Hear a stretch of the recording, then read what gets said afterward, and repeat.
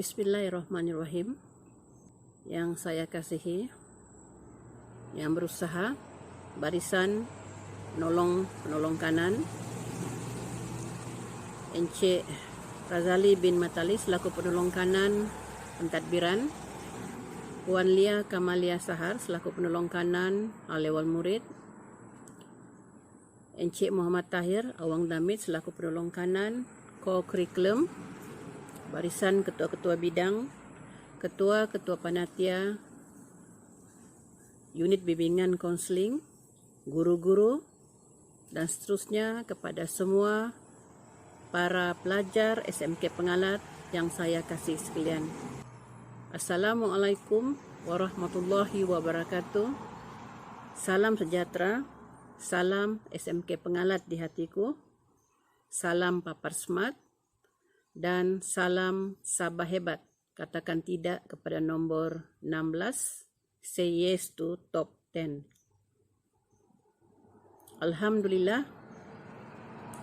pada pagi ini saya akan menyampaikan perutusan Ketua Pengarah AADK sempena sambutan Hari Anti Dadah peringkat SMK Pengalat bagi tahun 2021. Berikut saya bacakan teks ucapan tersebut. Alhamdulillah, setinggi-tinggi kesyukuran dipanjatkan kehadrat Allah Subhanahu wa Ta'ala, kerana dengan limpah kurnia dan inayahnya kita bertuah dapat hidup dalam sebuah negara yang harmoni dan bersatu padu. Pandemik COVID-19 yang melanda seluruh dunia telah memberikan kesan kepada kehidupan harian kita. Namun begitu, melalui usaha-usaha berterusan kerajaan untuk mengekang penularan wabak ini, negara kita mampu membendungnya daripada menjadi semakin parah. Selain pandemik COVID-19, negara kita sentiasa diancam dengan pelbagai masalah sosial, antaranya penyalahgunaan dadah. Pelbagai inisiatif telah dilakukan sejak dadah diisytiharkan sebagai musuh nombor 1 negara pada 19 Februari 1983. Polisi dan komitmen negara terhadap usaha menangani permasalahan dadah telah dinyatakan secara jelas melalui peruntukan akta-akta berkaitan dadah dan dasar dadah negara. Tanggungjawab dan peranan setiap pihak juga telah diperincikan dalam dasar dadah negara.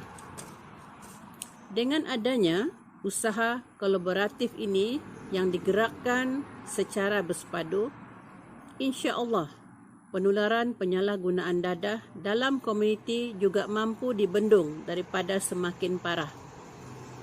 Pengamalan norma baru dalam membendung penularan wabak COVID-19 tidak akan menemui kejayaan sekiranya tidak dilaksanakan dengan baik oleh setiap lapisan masyarakat. Begitu juga halnya dengan permasalahan dadah. Kita perlu memutuskan rantaian aktiviti-aktiviti penyalahgunaan dadah. Dan masyarakat perlu bersama-sama dengan pihak kerajaan dalam memastikan bahawa persekitaran tempat tinggal, institusi pendidikan, pusat latihan kemahiran dan tempat kerja bebas daripada masalah berkaitan dadah. Institusi pendidikan dan pusat latihan kemahiran sepatutnya menjadi medium terbaik bagi pembentukan sasya dan pembangunan jati diri kerana sebahagian besar perkembangan individu berada di alam pendidikan secara formal. Murid dan pelajar seharusnya memanfaatkan tempoh ini untuk turut membangunkan kemahiran kendiri seperti kemahiran asertif, kemahiran komunikasi dan kemahiran bersosial. Murid dan pelajar perlu sentiasa mengamalkan gaya hidup sehat melalui penglibatan aktif dalam aktiviti co-curriculum bagi mengelakkan terjebak dengan aktiviti pelancongan sosial dan penyalahgunaan dadah. Persekitaran di tempat kerja pula haruslah sentiasa berada dalam keadaan yang kondusif. Program-program berkaitan kesedaran untuk meningkatkan tahap keselamatan dan kesihatan pekerja seperti program pendidikan pencegahan dadah perlu dilaksanakan secara berterusan. Kerjasama ini akhirnya akan memberikan pulangan keuntungan kepada negara dan masyarakat. Negara dapat menjimatkan kos untuk menangani permasalahan dadah dan seterusnya mewujudkan persekitaran yang sehat serta selamat. Seiring dengan perkembangan teknologi semasa, penggunaan aplikasi dan teknologi baharu perlu sentiasa diterokai dan digunakan untuk memantapkan usaha menangani permasalahan dadah. Mesej-mesej kesedaran anti dadah perlu dipergiatkan lagi menerusi media-media baru bagi memperingati masyarakat tentang ancaman bahaya dadah. Namun begitu, terdapat juga pihak yang tidak bertanggungjawab telah menyalahgunakan perkembangan teknologi. Semenjak akhir-akhir ini, dadah dan peralatan-peralatan untuk menggunakan dadah turut dijual di platform media sosial dan aplikasi membeli belah. Oleh yang demikian, pelbagai pihak terutamanya ibu bapa perlu sentiasa memantau aktiviti atas talian anak-anak mereka agar tidak terjerat dan terjebak dengan penggunaan dadah.